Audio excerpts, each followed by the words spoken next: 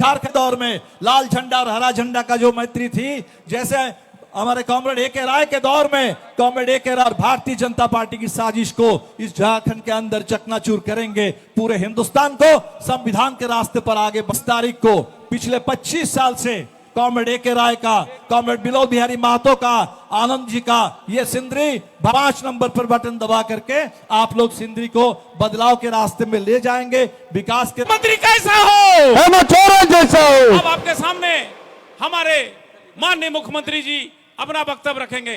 Hemant Soren ji.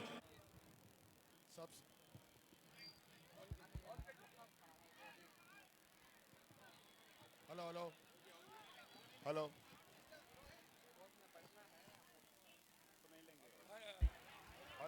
Hello hello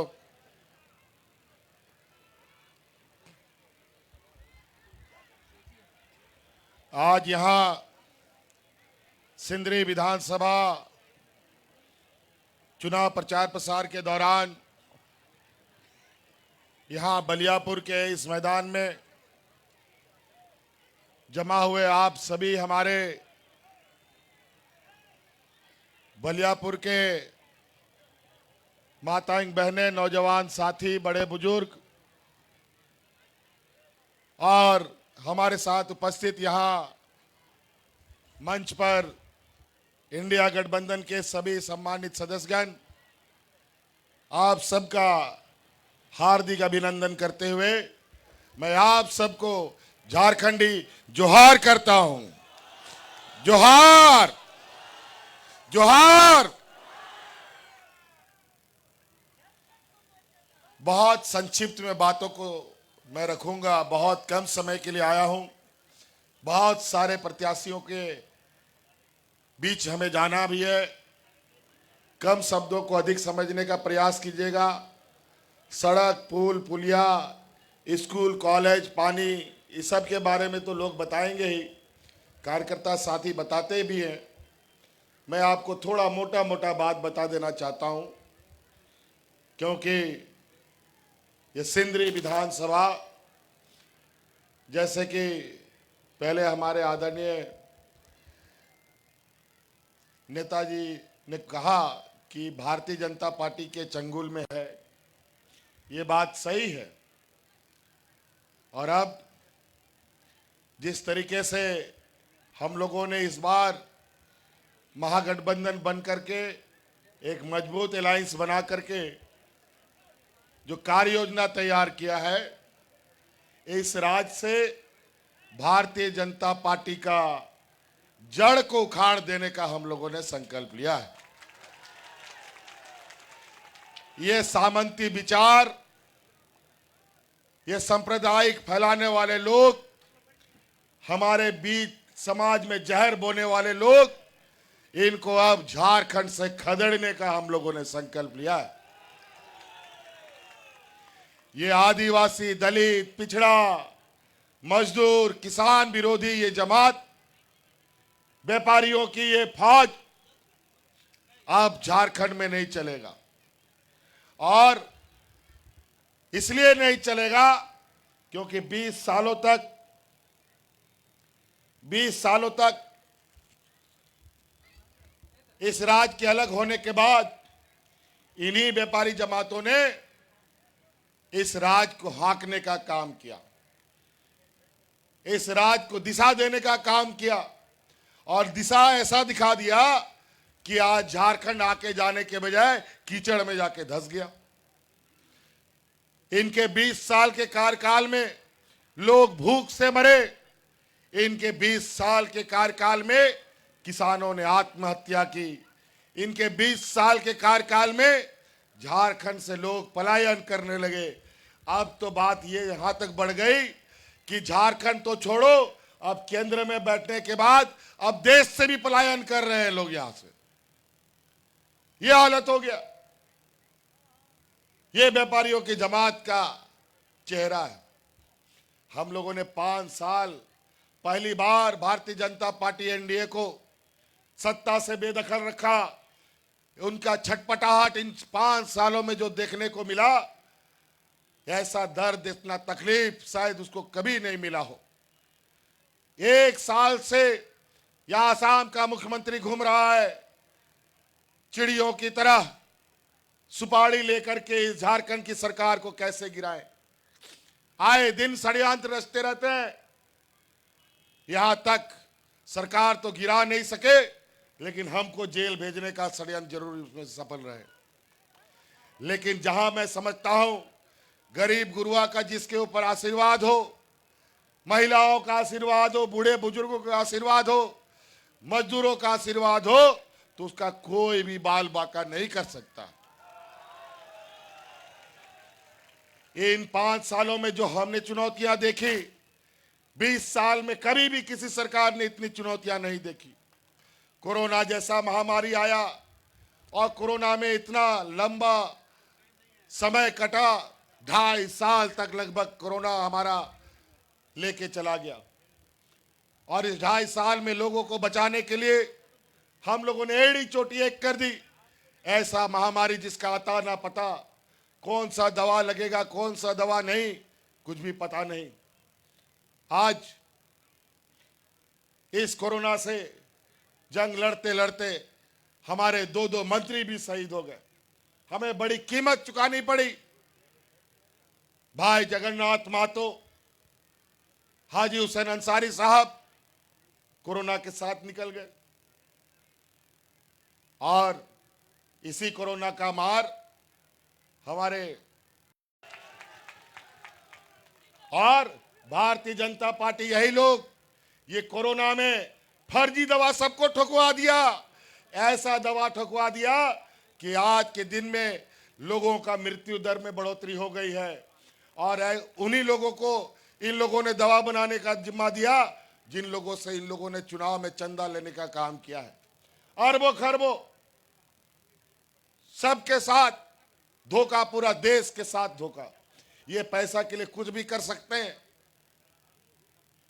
आज इसीलिए इस राज्य में जो हम लोगों ने 5 साल इस राज्य के गरीब, मजदूर, किसान लोगों के साथ खड़ा रहने का काम किया, 20 सालों में कभी नहीं हुआ। हम लोगों ने मजदूर के लिए ऐसी नीतियां बनाई, देश में पहली बार इससे मजबूत नीति कहीं नहीं बनी। आज हमारे मजदूर चाहे केरल में हो, तमिलनाडु में हो, या विदेश में जाकर के फंस गया हो या मर गया हो, उनको छुड़ा करके वापस घर पहुंचाने का काम हमारी सरकार करती है। अनेक लोगों को हमने छुड़ाया, अनेक लोगों की पार्थिव शरीर उनके घर पहुंचाने का काम किया। नहीं तो पहले मजदूर जहां का तहां मर जाए, कोई लाने वाला नहीं। ये स्थिति था। आज के इस कोरोना की लड़ाई में हमारी महिलाओं ने सबसे अधिक हमारा साथ दिया था। ये मजदूर प्रधान राज्य है, या सबसे अधिक मजदूर है। कोई मजदूर अगर एक दिन काम नहीं करता, उसके घर में चूल्हा भी नहीं जलता है, उसका पूरा परिवार को भूखा सोना पड़ता है। और कोरोना काल में हमारी महिला दीदियों ने गांव-गांव, पंचायत, टोला मुख्यमंत्री दाल भात योजना चला करके उन गरीब मजदूरों को मुफ्त खाना खिलाने का काम करता था। तब यहां के मजदूर बचे। नहीं तो कोरोना काल में मजदूर घर से बाहर निकलता, कोरोना से मर जाता, और घर के अंदर रहता तो भूखा मर जाता। इनके डबल इंजन की सरकार में लोग हाथ में राशन कार्ड लेकर के बात मर गया। कोरोना जैसा विपत्ति में भी हम लोगों ने एक भी मजदूर को इस राज्य में नहीं मरने दिया। और महिला दीदियों के सहयोग से पूरे राज्य को बचाने का काम किया। और उसी समय हमने संकल्प लिया, इस राज्य की महिलाओं को उनके पैरों पर खड़ा करेंगे, उनको मजबूत करेंगे। और आज उनके लिए मुख्यमंत्री मैया सम्मान योजना हमने लाया है। आज राज्य की सभी महिलाओं के खाते में 1000 टका जा रहा है। जा रहा है कि नहीं जा रहा है मैया लोग बताओ? जा रहा है। चलिए बहुत बढ़िया। अभी बबलू जी को यहां जिताइए, भाजपा के चंगुल से इस सिंदरी को बाहर निकालिए और फिर सरकार बनाइए। हमने संकल्प लिया है अगले 5 साल के भीतर में आपके खाते में 1-1 लाख रुपया पहुंचाने का हम आपको वादा करते हैं। और उसका जो पहला कदम पड़ने वाला है, हमने निर्णय ले लिया है कि अभी जो अगला महीना, अभी का महीना का पैसा आया कि नहीं? आया कि नहीं? आ रहा होगा, आजकल में आ जाएगा या आ गया कई जगह। तो चौथा किस्त आया कि नहीं? चौथा किस्त, चलो ठीक है। अभी दिसंबर में जो है ना, जो 1,000 टका है वो 1,000 बढ़ करके 2,500 हो जाएगा। ठीक है, चिंता मत कीजिए, अभी धीरे धीरे बढ़ेगा साहब, लेकिन सरकार आपका होना चाहिए, मूलवासी आदिवासियों का सरकार होना चाहिए, मजदूर किसान का बेटा होना चाहिए आपका जनप्रतिनिधि। इसीलिए आप बबलू महतो को हर हाल में जिताइए। आज के दिन में भी हमारा गांव देहात इतना गरीब है जो छोटा छोटा जरूरत के लिए बड़े बड़े महाजनों से कर्जा लेता है, 5,000 10,000 टका, चाहे बच्चा का फीस भरना हो, चाहे कोई इलाज करना हो, चाहे वो बिजली का बिल का भरना हो। अगर समय पे बिजली का बिल नहीं भरते हैं तो पुलिस और कोर्ट कचहरी हो जाता है। अगर समय में फीस नहीं दो तो बच्चा को स्कूल से बाहर कर देता है, निकाल देता है कि नहीं? लेकिन आज आपका वो बोझा हमने अपने कंधे पे लिया और आज आपका सारा बिजली का बिल का बकाया हमने माफ कर दिया। बिजली का बिल माफ हुआ कि नहीं? हो गया? बोझ हल्का हुआ कि नहीं? पूछो भारतीय जनता पार्टी के लोगों से कि 20 साल तक कौन सा गरीब का बोझ तुमने घटाया, कौन सा किसान का बोझ घटाया?